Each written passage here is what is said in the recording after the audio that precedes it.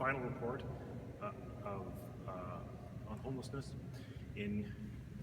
At the end of December, we came forward and asked for emergent pandemic action because we knew at the time, though it's been a pretty warm winter up to now, that there were people who were homeless who were gathering in bus shelters. And everyone in Winnipeg and Manitoba should actually know why it is. If people say, why are homeless people in bus shelters so much?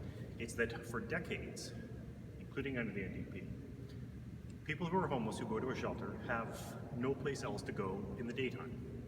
There is no 24, or there are virtually no 24/7 spaces. So a shelter will require that everybody leave during the day.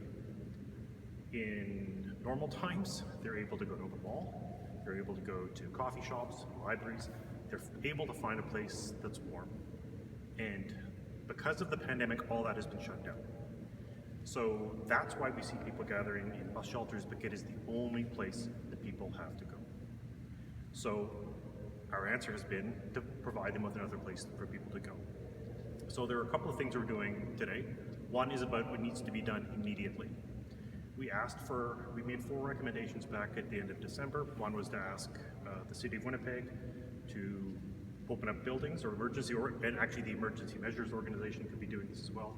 Opening up private buildings, opening up community centers, churches. There are places and buildings that are warm, that are not being used right now, where people could go during the day. They could be assessed, they could get a food or a cup of coffee and warm up. Because right now, this is a killing cold. But today we're also talking about longer term solutions, which could be put into place immediately as well. So one of the things there are a number of things that need to be done immediately to get people off the streets and help them in the next few days. The other is that we can actually start putting people in apartments and houses right away. That needs to be a priority. Places like Medicine Hat have done it very successfully, but the fact is, when you look at the costs of keeping people in different shelters, that if somebody's in a hospital, it could cost $1,000 a day. If they're being arrested by the police in remand, it might be $200 a day. But affordable housing is something like $40 a day. So it's safer, it's lower cost, it's more stable, and we actually do have the resources to do it. So I'll just turn it over to my colleague, Dr. John Gerard, the MLA for River Heights, and our health critic, to talk about the ideas and recommendations we've come up with. Good morning.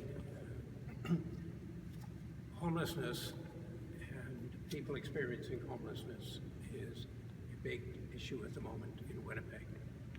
We have hundreds of people in bus shelters.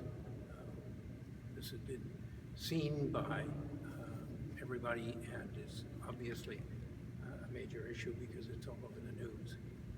The COVID-19 pandemic has really exposed problems in the way we address homelessness, which have been there under consecutive NDP and PC governments. It's important to ask and to know, who is homeless. I mean, these are human beings like us. They are people. They are people who've fallen on hard times. They are people who've had family breakups. They are people who have lost a job, sometimes because of COVID. They are people who have lost a family member. There are people who sometimes are involved in a natural disaster.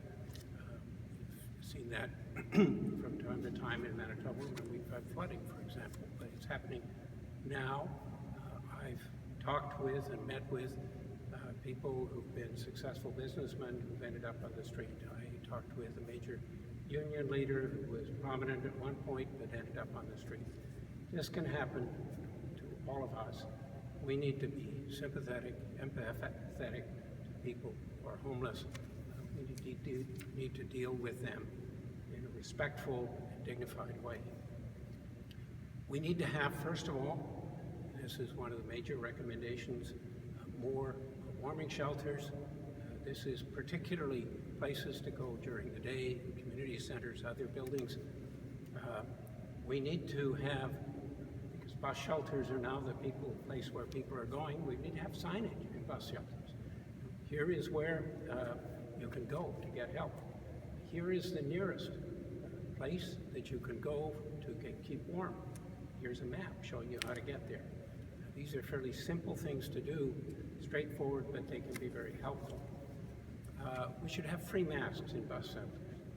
And homeless people who've been digging in garbage bags to get masks, I mean, it makes much more sense to have free masks in bus shelters so that people can have access to those masks if they're homeless, so that people who are riding a bus will be able to get a mask. And we know everybody who rides transit can be masked. They have to be masked now. And this is a simple way of making sure it happens. There are now a number of mobile units from Main Street Project, from St. Boniface Street Links, and various other organizations which go out various times during the day and night to help people who are homeless.